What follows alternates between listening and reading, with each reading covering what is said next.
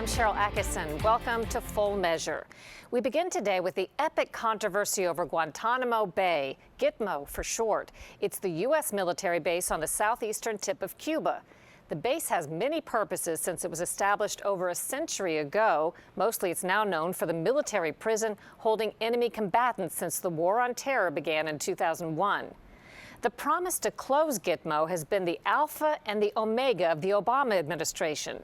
President Obama declared his intention in his first address to the nation as commander-in-chief and in his last. The question is, can he? That's why I will keep working to shut down the prison at Guantanamo. It is expensive, it is unnecessary, and it only serves as a recruitment brochure for our enemies.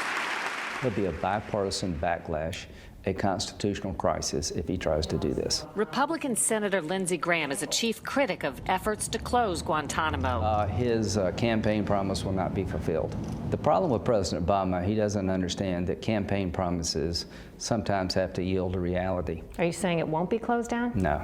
How can it be stopped? Congress won't let it. The debate has gone on since almost the start. The Gitmo prison was opened during the George W. Bush administration after the September 11 terrorist attacks on the U.S. Two planes apparently crashed into each tower. The first 20 detainees arrived just 4 months after 9/11. Nearly 800 suspected Islamic extremist enemy combatants have spent time there. 9 have died. 678 have been released or transferred, most of them under Bush.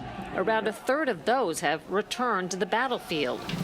Carol Rosenberg is the military affairs correspondent for the Miami Herald, who's covered Gitmo since the first detainees arrived. Nobody knew anything about them. Attitudes were really, really raw. Remember, this was January 11th following the September 11th attacks. We were told that these were the worst of the worst, and I think there was a lot of fear, certainly by the troops and other people there, about who would come off that airplane.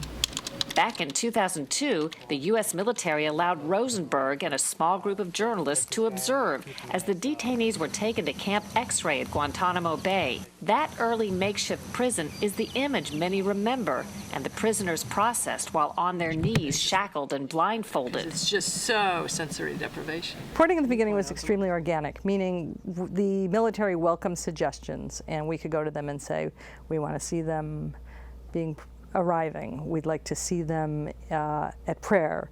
We'd like to see them in the morning. That was then.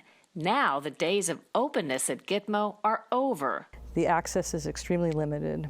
We are no longer allowed to see the detainees. Now they've locked them away into buildings, and I haven't seen inside the detention center since I was there for Ramadan this summer.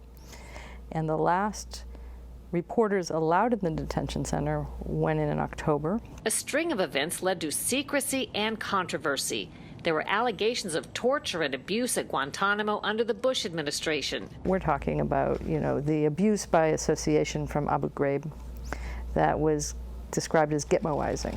President Obama made closing Gitmo his first promise as chief executive. His first executive order that we are signing, Guantanamo will be closed no later than 1 year from now. Congress responded in 2010 by prohibiting prisoner transfers to the U.S. That led to new controversies, with the Obama administration releasing detainees to other countries. I called Bob and Janie Bergdahl and told them that after nearly 5 years in captivity, their son Bo is coming home. As part of this effort, the United States is transferring 5 detainees from the prison in Guantanamo Bay to Qatar. In 2014, the White House made a secret deal to trade so-called high-value Taliban prisoners for alleged U.S. military deserter Sergeant Bo Bergdahl. The Obama administration failed to provide Congress the required notice, saying it had to act quickly. Part of the argument to close Guantanamo Bay is its enormous cost. The prison facilities built to hold hundreds is nearly empty. With the current population around 90 and an annual budget of nearly $400 million tax dollars, it works out to $4.4 million per detainee per year. That's about 62 times the $70,000 cost for a prisoner at a maximum security federal prison in the U.S. We called it the most expensive prison on earth. It's a very redundant operation, and it's very complicated. It was built on the fly over time, And at this point, there's very few people. The administration moved more detainees in recent days, and additional transfers are soon expected. What's going on this month will take it down to 90. What they're trying to get to is what they call the irreducible minimum, whom they will not let go. The remaining question, if the president does manage to close Gitmo, where do those worst of the worst go? The White House says some will come to the U.S. The fact is, Bill, if we do have to bring some of those individuals to the United States, we're going to put them in the same place where we're already housing dozens of convicted terrorists in American prisons right now. 49, I think, even by the Obama administration, are determined to be too dangerous to release. What do you do with those 49? They're not coming to the United States. There's no way Congress is going to fund the transfer of these prisoners from Guantanamo Bay to some jail in the United States under these circumstances. Democrat Alan Grayson doesn't see a risk to allowing detainees to come to the U.S. Is there really any doubt that we would lose control over the prisoners at Guantanamo Bay if they were not at Guantanamo Bay? Graham insists since congressional funds are needed to transfer prisoners, it's the Republican-led Congress, not the president, who will decide Guantanamo's fate. Anybody who believes now's the time to close Guantanamo Bay is delusional, and I would say this is a further sense of President Obama's delusion about how the war is actually going. He has no idea.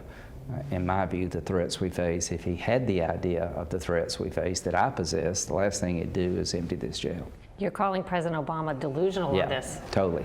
He's totally delusional about the state of play in the Mideast.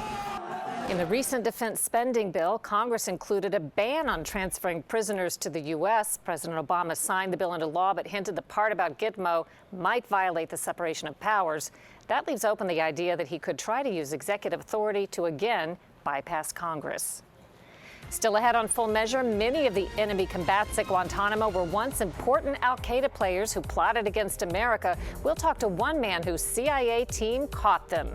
The 5 individuals that President Obama released in return for a deserter were essentially the National Security Council for the Taliban, for Mullah Omar.